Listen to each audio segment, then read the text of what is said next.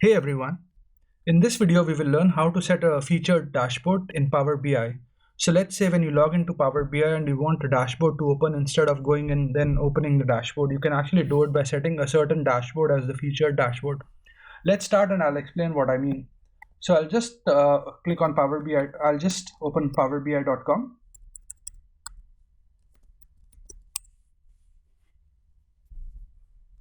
And as you can see, when I open powerbi.com, it gives me these multiple options. And if I had to open a dashboard, I have to probably create or click a link or go to workspaces or go to my workspace and then go to dashboards and open, let's say, another dashboard, which is just one visual. But I want this visual is I want to be able to open this dashboard every time I log into Power BI. How do I do that? So you can do is click on set as featured and I'll just select this. So let's try logging into powerbi.com again.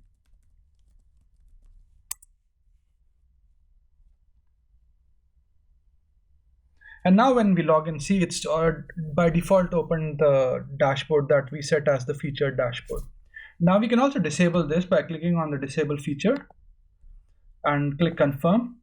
And so now if I log into Power BI on a separate tab, let's just click sign in.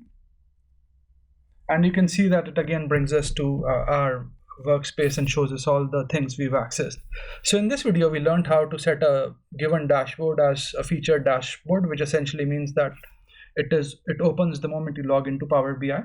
So I hope you find this video useful, and thanks for watching this video. Please do subscribe to my channel and like my videos if you enjoy what I'm doing. Please do let me know if you'd like me to take up a certain specific topic. Cheers, bye.